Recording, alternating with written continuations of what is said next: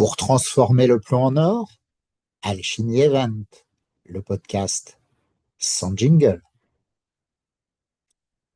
Nous voici donc dans l'épisode 2 de ce jour 3, un épisode 2 qui va être relativement bref, mais très très important sur la route qui vous amène à devenir des alchimistes, à transformer le plomb en or. Nous allons voir vraiment comment peut-être garder l'or que nous avons en nous et puis éliminer le plomb que nous traînons peut-être sans nous en rendre compte.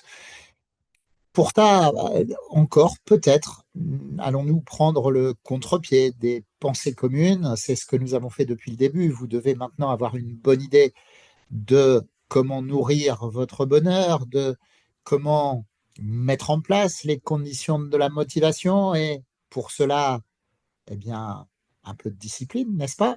Et puis également, pour pouvoir avancer dans la bonne direction malgré les intempéries, être capable de lâcher prise. Mais on a vu que lâcher prise, le vrai lâcher prise, c'était finalement accepter ce qu'on ne pouvait changer, mais aussi changer ce que l'on pouvait à notre mesure en reprenant le contrôle sur des essentiels. Cette direction-là, si vous souhaitez ouvrir une belle année, vous reconnecter à votre pierre philosophale intérieure et devenir des alchimistes vraiment efficients pour transformer durablement le plomb en or, c'est vraiment la bonne direction. Alors, maintenant, attention, il est impossible d'améliorer ce qui n'est pas mesuré. Mesurer les choses, ayez des critères de réussite, des indicateurs de performance. Et vos premiers indicateurs de performance, on ne va pas aller les chercher très très loin. Ce sont les petites preuves dont on a parlé dans le jour 2. Vous savez, dans la partie discipline, des petites choses que l'on met en œuvre et qui sont des preuves que l'on va vers la bonne direction. Et bien ça, déjà, mettez des indicateurs de réussite par rapport à ça. Parce que souvent, on cherche la grosse chose magique, la pensée magique. D'ailleurs, tout le développement personnel mal compris, mal fait, vend cette pensée magique qui ne fonctionne pas. En réalité, c'est un peu moins sexy, mais c'est beaucoup plus efficace pour aller bien et s'épanouir. C'est la répétition des bases qui, à un moment donné, par l'effet cumulé, va nous donner de la fluidité, une vraie fluidité qui va être source de bien-être, d'énergie positive qui va continuer à nous emmener dans la bonne direction.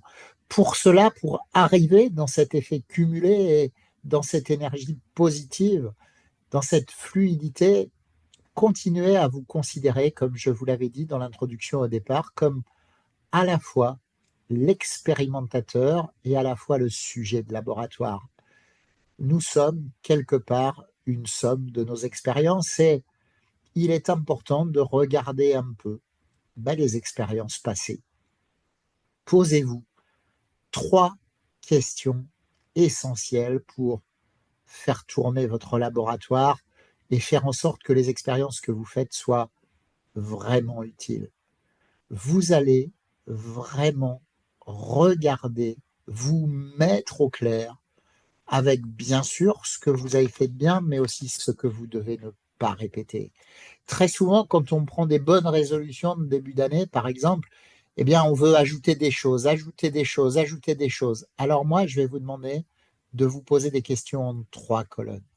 La première colonne, ce sera effectivement quelles sont les choses nouvelles que je veux mettre en place cette année. Quelles sont les choses nouvelles que je veux mettre en place cette année? Ça, c'est la première colonne. La deuxième colonne, à ne pas oublier, c'est quelles sont les choses que j'ai mis en place déjà et que je dois continuer. Et la troisième colonne, c'est celle-ci, la colonne de la nouveauté à laquelle on pense jamais très souvent quand on veut se fixer de nouveaux objectifs, de nouvelles directions. On pense souvent à ce que je dois ajouter, parfois à ce qu'on doit continuer, mais on ne pense que très rarement à cette troisième colonne qui pourtant est essentielle. Quelles sont les choses que je dois enlever?